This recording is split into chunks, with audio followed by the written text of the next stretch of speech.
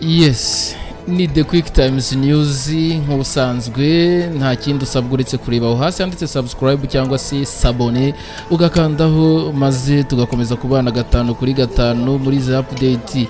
Ni M23 ni Bertrand Bisimwa wa M23 AFC ukomeje kugaragara mu bikorwa hamwe n'abaturage ndetse n'igisirikare cya M23 nk'uko muri kuyibona ahangaha mu burasirazuba bwa Repubulika ya Demokarasi ya Kongo, aho bari mu gikorwa cy'umuganda rusange. Ni igikorwa rero cyiza aho abaturage bose bahurira hamwe bagakora icyo twakita mu rurimi rw'ikinyarwanda ni umuganda cyangwa se salongo. Uyu muganda rero bawukoze kuri uyu wa gatandatu batera ibiti hamwe n'abasirikare ndetse n'abaturage mu duce tumwe na tumwe duhanamye tw'imisozi. Ngira ngo ni The Quick Times News rero n'ubundi nk'ibisanzwe, reka mbarekeremo amakuru yo muri aka karere. Nta kindi usabwa n'ubundi uretse kureba hasi handitse subscribe ugakandaho tugakomeza kubana 5 kuri 5 muri aya makuru.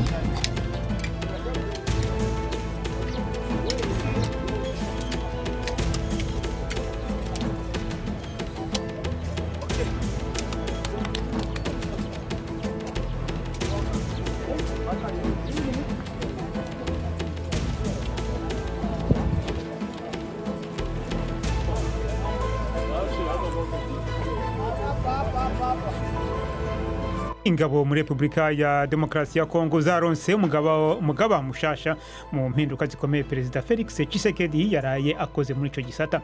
Yaheruka guhindura abategetsi ba gisirikare nk'uko haraheze imyaka 3, abikoze mu gihe urugamba rushushe mu seruko rw'ico gihugu aho ingabo zihanganye n'umutwe witwaje ibigwanisho wa M23. Reka twimende ku magengi atubwire bakuru mu baraye bahinduwe mu bategetsi b'izo ngabo za Kongo. Lieutenant General Banza Mwilambwe Jules niwe kuva nijoro ari umugaba mukuru wa FRDC, ingabo za gisirikare z'igihugu ca Kongo. Yarasanzwe ari cegera c'umukuru w'ingabo z'amaziri hafi y'umukuru w'igihugu mu bikorwa bya misi yose ibizwi nka maison militaire, aho yarajejwe ibikorwa canke operation n'igendereza. Abonwa nk'umwe mu bizerwa cyane ba Perezida Tshisekedi, ndetse yigeze kuba icegera ca komanda w'abasirikare bacungera inzego z'igihugu Garde Républicaine. General Mwilambwe asubiriye General Chiwewe Songesha Christian yari muri ico kibanza kuva mu 2022, ubu akaba yagizwe umujenama mu bya gisirikare wa Perezida Tshisekedi. Igihe yagenwa nawe nyine yaravuye hafi y'umukuru w'igihugu kuko yari umukuru w'ingabo zimucungerera umutekano. Ico gihe ibiro by'umukuru w'igihugu bikaba byari byavuze ko impinduka zikozwe kugira igisirikare kijirize gukora neza.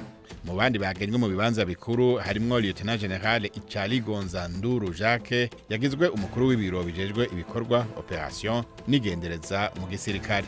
Izo mpinduka zibaye mu gihe amakuru avuga ko intambara zishushe hagati ya FRDC na M23 muri Rubero mu ntara ya Kivu ya ruguru mu buseruko bw'igihugu. Bivugwa ko M23 imaze kwigarurira uduce twinshi kuva mu mpera z'indwi heze. Utwo duce twiyongera ku bice binini M23 isanzwe yarafashe muri Masisi, Ruchuru na Walikale. Kundwi heze inama yari kubera i Rwanda muri Angola hagati ya Perezida Tshisekedi na Perezida w'u Rwanda Paul Kagame ku buhuza bwa Perezida Joao Lourenço yari yitezwe gushika ku masezerano y'amahoro. Ku munota wa nyuma ntiyabaye kubera kutumvikana ku ngingo ijanye n'ibiganiro hagati ya leta ya Kongo na M23. Leta ya Kongo ivuga yuko itigeze yemera kuvugana imbona nkubone n'umuhari witwaje bigwanisho wa M23, ivuga ko ufashwe mu mugongo n'u Rwanda. U Rwanda rwo ruvuga yuko ikibazo kiri hagati y'abanyekongo ubwabo ko rwo rufata gusa ingingo zo kwirinda ingaruka iyo ntambara irugirako. Abategetsi b'u Rwanda batangaje ku mugaragaro ko bamaze gutsimbura icyorezo cya Marburg imyamezi 3. Umurwayi wa mbere agaragaye mu gihugu. Hari hashize iminsi abategetsi bagaragaza icyizere ko virusi ya Marburg yamaze gucika mu gihugu, gusa ngo bari bategereje igihe kigenwa n'amabwiriza y'ishami ryawo n'igita ku buzima cy'iminsi 42 ngo babone kubitangaza. Minisiteri y'ubuzima iravuga ko ubu hakurikiyeho ubushakashatsi buzibanda mu birombe by'amabuye y'agaciro bivuga ko byari bicumbikiye uducurama byemejwe ko ari two twinjije indwara mu gihugu. Inkuru ya Jean Claude Mwambutsa i Kigali. Atangaza ukurangira kwa virusi ya Marburg, Minisitiri w'Ubuzima Dr Sabin Nsanzimana yavuze ko hari hashize iminsi 42 yikurikiranya nta murwayi mushya ugaragaye. Iki gihe ngo nacyo kigenwa n'amabwiriza y'ishami rya Loni ryita ku buzima OMS kubirebana n'imicungire y'ibyorezo. Habayeho gukora ubutaruhuka ku nzego z'ubuzima kugira ngo iki cyorezo gikomwe imbere. Amakuru yatangajwe na Minisiteri y'Ubuzima avuga ko igice kinini cy'abantu bapfuye ari abaganga. Cyakora umubare w'abaganga bapfuye cyangwa uw'abarwayi basanzwe ntiwatanzwe ku buryo busobanutse. Kuva umurwayi wa mbere yagaragara mu mpera z'ukwezi kwa 9, abantu 66 nibo byatangajwe ko barwaye indwara, 15 yarabahitanye, naho 51 bashobora kuvurwa barakira. Minisiteri y'Ubuzima ivuga ko uwa nyuma wahitanywe n'iyi virusi yagaragaye ku itariki ya 15 z'ukwezi kwa 10, ikavuga kandi ko nta murwayi n'umwe wari usigaye mu bitaro. Byafashe igihe kirekire abashinzwe ubuzima batarashobora kugaragaza aho iyi virusi yateye ituruka. Gusa nyuma Minisiteri y'Ubuzima yaje gutangaza ko iyi virusi yazanywe na bumwe mu bwoko bw'uducurama twabaga mu birombe by'amabuye y'agaciro mu nkengero z'umujyi wa Kigali.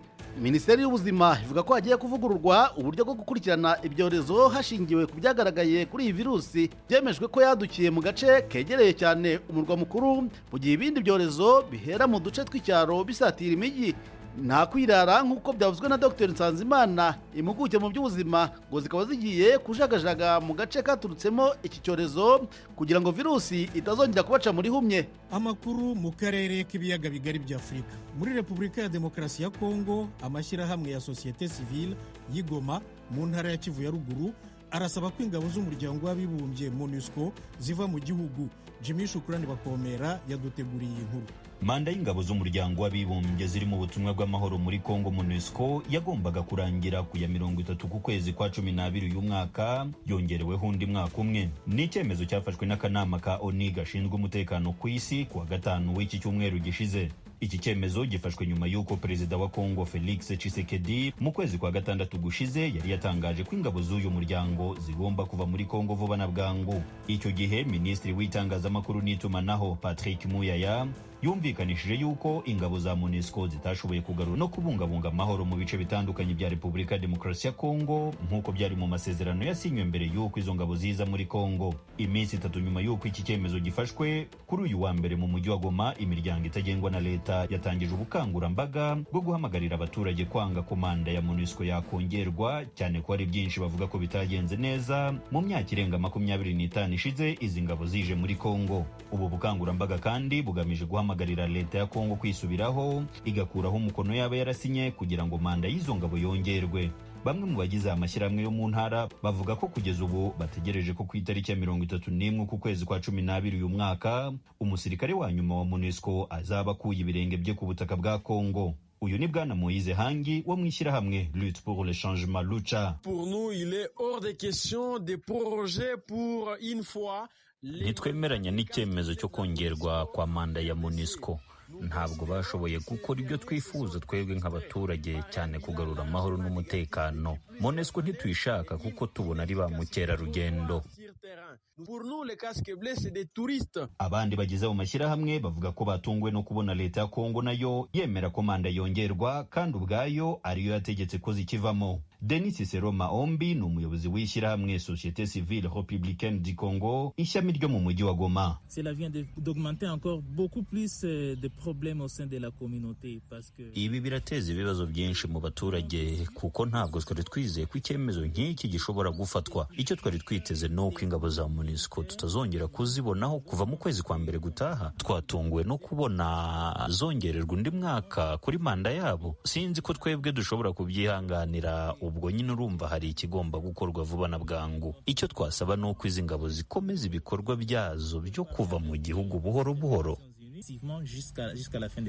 Ku ruhande rwa rubanda rugufi, nubwo ingabo za ONU muri Kongo zivuga ko zigomba gushyiramo imbaraga mu kugarura amahoro n'umutekano mu burasirazuba bw'igihugu, ibi ntabwo babyizera. Umutekano wa Kongo ntabwo guzazanwa n'abanyamahanga, umutekano wa Kongo guzazanwa n'abakongomani be bonyine. Tubona ko MONUSCO nta kintu yadukoreye kuva yagera hano mu burasirazuba bwa Kongo, maki intambara ntizishira, ubwica ubwicanyi ntibushira. Ikintu twari turi gusaba guverinoma ya Kongo, MONUSCO yagenda definitivement kubera ntabyo itumariye. Izi mitwe zose ziza ngo zije gufasha FRDC igisoda cya Kongo zose zikagenda. Nubwo abo baturage bahagurutse, ubuyobozi bwa MONUSCO mu ntara ya Kivu ya ruguru bwo buvuga ko ntacyo bushobora gusubiza abasaba kwiza ingabo zava mu gihugu manda yazo itararangira. Niko bwana Omar Abu, umuyobozi w'ibiro bya MONUSCO, yabwiye Ijwi rya Amerika. Il a demandé que la MONUSCO reste et qu'on va pas continuer avec. Guverinoma ya Kongo yasabye ko ingabo za MONUSCO zikomeza kuguma mu gihugu mu rwego rwo kuzifasha kurindira abasivili umutekano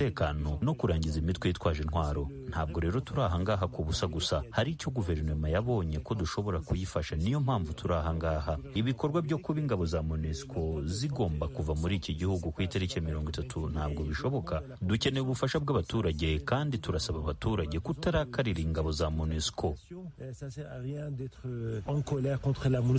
Uyu muyobozi kandi yongeraho ko igihe cyose leta ya Kongo izasaba ko ingabo zayo ziva mu gihugu bazabikora uwo mwanya. Avuga ko kugeza ubu ikibarangaje imbere ari ukurindira umutekano abasivile bo mu ntara ya Kivu ya ruguru no gufasha ingabo za Kongo FARDC guhashya imitwe yitwaje intwaro yayogoje abasivile. Ubwo twateguragiye inkuru ntabwo twabashije kubona inzego za leta ngo zidusobanurire neza uko iki cyemezo cyagezweho, mu gihe leta ubwayo ariyo yatangaje ko MONUSCO igomba kuva muri Kongo. Mu mwaka wa 2022 mu ntara ya Kivu ya ruguru habayeho imyigaragambyo ku rwego rwo hejuru yasabaga ko ingabo za ONU zava muri Kongo kuko zidashobora kubarindira umutekano nk'uko bikwiye. Imyigaragambyo yahitanye ubuzima bw'abasivile bagera ku 100 mu ntara hose.